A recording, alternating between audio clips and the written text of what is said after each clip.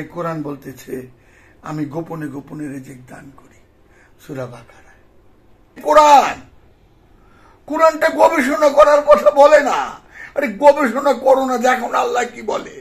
যে নিজেকে চিনতে পারছে সে আল্লাহকে চিনতে পারছে। খুব বাবা জাহাঙ্গীর, তুমি আমার রহমত, আমার তুমি ফালাইয়া দিও না। আসহাবে সুফফায় 7 জন ওলি আল্লাহ বা মহাপুরুষ ছিলেন, 309 বছর ঘুমাইয়াছিলেন। কথাটা আমি এর জন্য তুললাম, এ নিয়ে কখনো কেউ আলোচনা করে না, কারণ বিজ্ঞান এখানে অসহায়। বিজ্ঞানের উত্তর দিতে পারেনি। বিজ্ঞানের সবচেয়ে বড় গুণ হইল বিজ্ঞান তার দোষটা স্বীকার করে। আমি কিন্তু আমার দোষ স্বীকার করি না।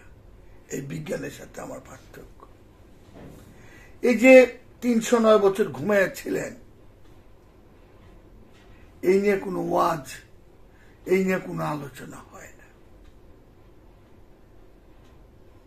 তাদের পথ প্রদর্শক ছিলেন একজন কুকুর।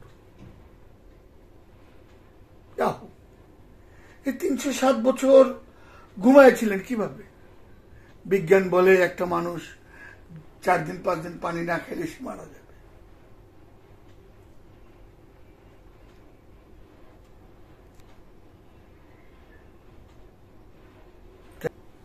আমি গোপনে গোপনে রিজিক দান করি।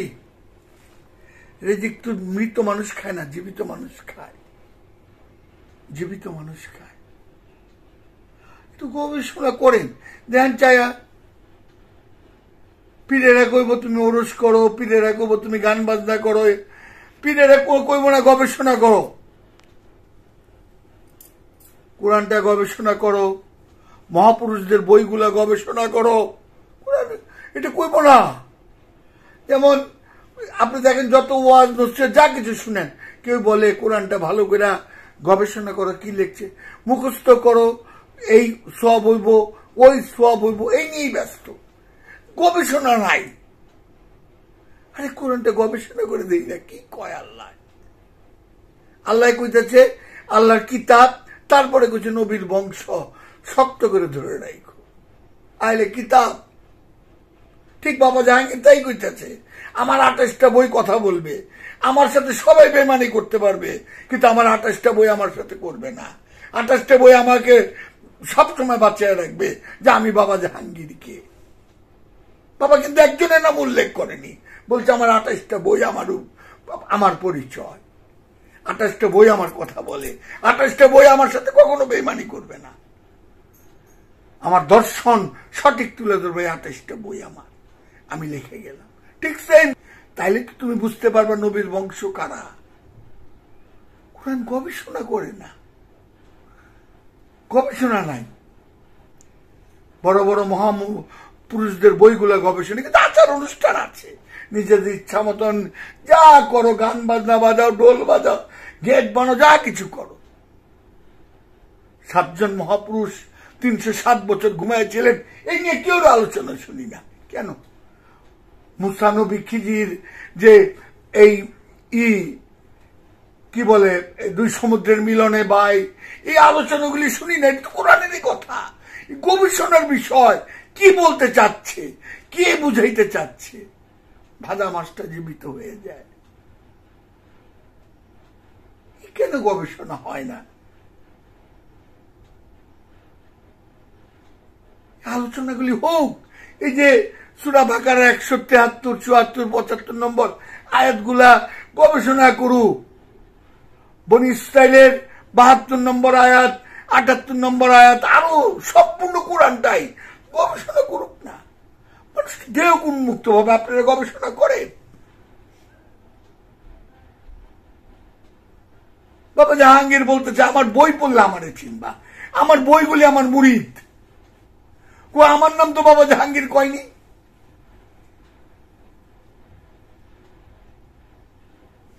আল্লাহ তাই বলতেছে আমার আহলে কিতাব, তারপরে নবীর বংশ। খুব লক্ষ্য করবেন কথাগুলা, সূক্ষ্মের সূক্ষ্ম। কোরআন বললে বুঝা দেব, কি বলতে চাচ্ছে আল্লাহ, আল্লাহ কি বুঝাইতে চাচ্ছে। এই গবেষণাগুলি নাই আমাদের। গদমার্কা কিছু অনুষ্ঠান আছে, এটা করলাম। আর দেখেন তো কত সূক্ষ্ম কথা, খেয়াল করুন, আল্লাহরে চিনতে পারছে, নিজেরে চিনবার কইছে।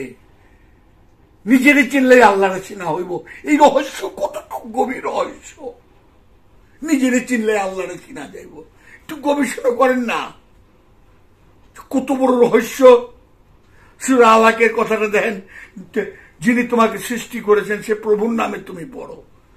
খুব লক্ষ্য করেন, গবেষণা করে নাই তো।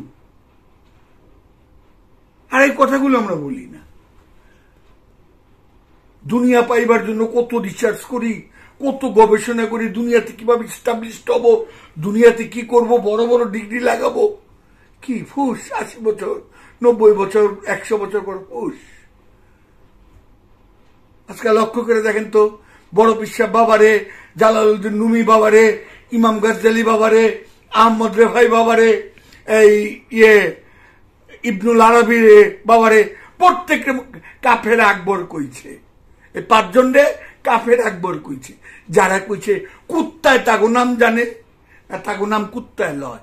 দেখেন তো চায়া, জালালউদ্দিন রুমির লয়া সারা পৃথিবী গবেষণা করে, ইমাম গাজ্জালি লয়া সারা পৃথিবী গবেষণা করে, বড় পিসাব বাবারে লইয়া, আহমদ রেফাইরে লইয়া, ইবনুল আরবির লইয়া। আর ওই যেগুলি কাফের ফতোয়া দিচ্ছে, একটার নামও কুত্তায় লয় না, জানে একটা নামও কুত্তায়, কিন্তু ঠিকই কাফের ফতোয়া দিয়ে দিচ্ছে।